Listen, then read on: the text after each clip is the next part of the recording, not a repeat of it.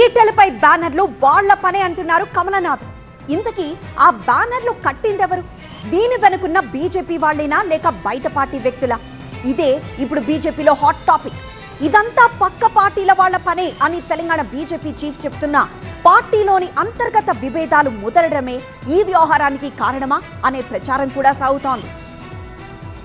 తెలంగాణ బీజేపీలో ఇప్పటికే నేతల మధ్య సఖ్యత అంతంత మాత్రంగా ఉందన్న ప్రచారం జరుగుతున్న క్రమంలో లేటెస్ట్ గా ఈటెల రాజేందర్ ను విమర్శిస్తూ హైదరాబాద్ లోని పలు ప్రాంతాల్లో ఫ్లెక్సీలు ఏర్పాటు కావడం కలకలం రేపింది.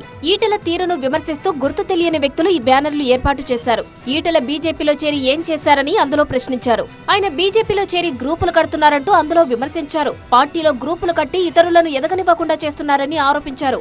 అయితే ఈటెలపై దుష్ప్రచారాన్ని నిజామాబాద్ ఎంపీ ధర్మపురి అరవింద్ ఖండించారు.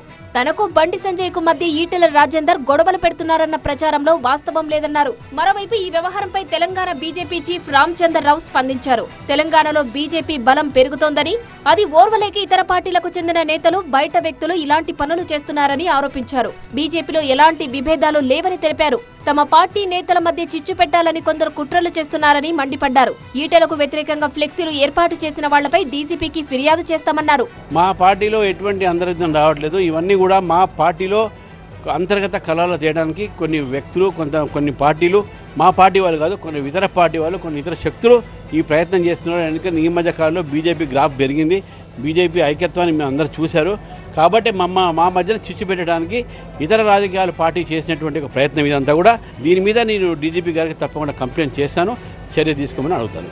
తెలంగాణలో బీజేపీ ఎంపీల మధ్య అంతగా సఖ్యత లేదనే ప్రచారం కొంతకాలంగా సాగుతుంది. అయితే అలాంటిదేమీ లేదని నేతలు ఎప్పటికప్పుడు వివరణ ఇస్తున్నారు. అయితే ఈటెలను విమర్శిస్తూ బ్యానర్లు ఏర్పాటు కావడం పార్టీలో సరికొత్త చర్చకు దారితీస్తుంది. మరి తనకు వ్యతిరేకంగా వెలిసిన బ్యానర్లపై ఈటెల రాజేందర్ ఎలా రియాక్ట్ అవుతారు? రాబోయే రోజుల్లో ఈ అంశం ఎలాంటి పరిణామాలకు దారితీస్తుందనే ఉత్కంఠ బీజేపీలో నెలకొంది.